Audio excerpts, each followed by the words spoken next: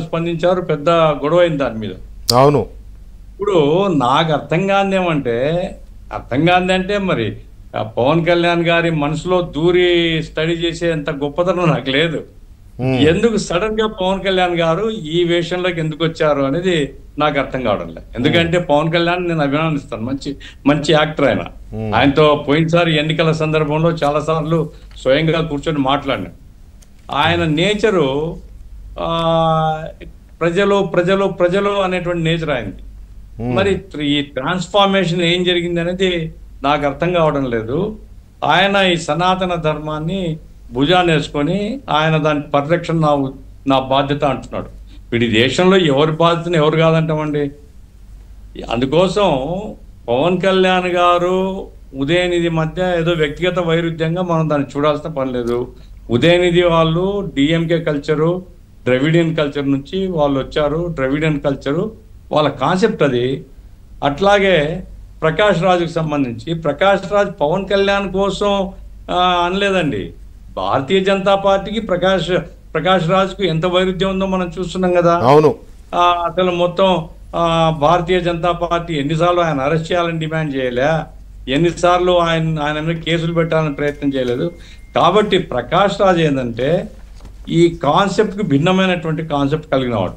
అతను కర్ణాటకే అయినప్పటికీ అతను ఈ సనాతన ధర్మము అనే పేరుతో ఈ చాదస్తాలు ఏవైతే ఉన్నాయో అందు ప్రధానంగా మతాన్ని రాజకీయాల్లోకి తీసుకుని వచ్చి రాజకీయ ప్రయోజనాలు పొందడం అనేటువంటిది నేను వ్యతిరేకమని చెప్తున్నాను. మంచి చెడ్డలు మనం నిర్ణయం చేయలేదు. మీరు అన్నది చెప్పేది as a senior politician, as a communist మీరు అన్నది చాలా మంచి ఆలోచన.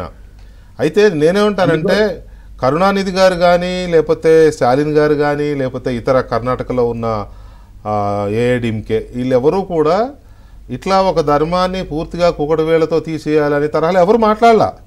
ఎవరిది వాళ్ళు రాముడిని గౌరవించుకునే వాళ్ళు రాముడిని గౌరవించుకున్నారు, రావణుడిని గౌరవించుకునే వాళ్ళు రావణుడిని గౌరవించుకున్నారు, ఎవరి పనిలో వాళ్ళు ఉన్నారు. ఇప్పుడు పాయింట్ ఏమిటంటే వెంకటకృష్ణ గారు, ఇప్పుడు తమిళనాడులో డిఎంకే ఏడిఎంకే ప్రిడామినెంట్ పార్టీస్. అవును.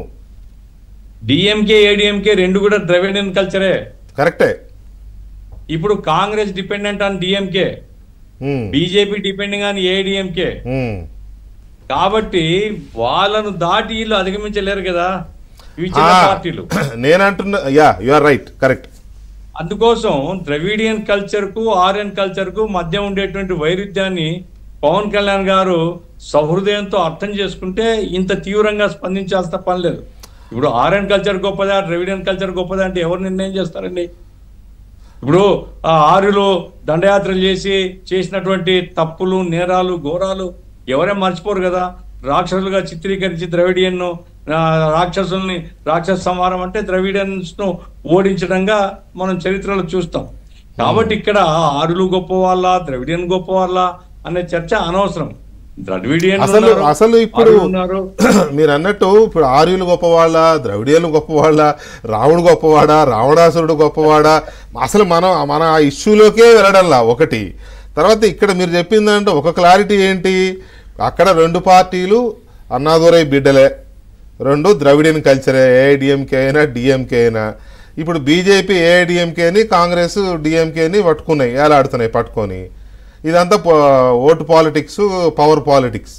ఈ పవర్ పాలిటిక్స్లో అందుకోసం ఈ ఎత్తుగడ వేసినట్టున్నారు వాళ్ళు.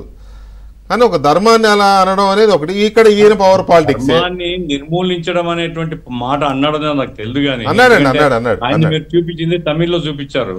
లేదు, నా దగ్గర వెరబాటు ఉంది. ఎందుకంటే ఏ ధర్మాన్ని ఎవరు నిర్మూలించలేరండి అన్నాడు. అయితే ఈ వైరస్ చాదస్తాన్ని మనం వదిలించుకోవాలా. ఎందుకంటే మారుతున్న కాలానికి అనుగుణంగా మనం మారాలి అని చెప్పడం వరకు ఎవరైనా చెప్పొచ్చు. నిర్మూలించడం అంటే బై ఫోర్స్ ఎరాడికేట్ చేయడం అది సాధ్యం కాదు కదా. బై ఫోర్స్ ఏ ధర్మాన్ని ఎవరు నిర్మూలించలేరు. ప్రజల చైతన్యం ద్వారా.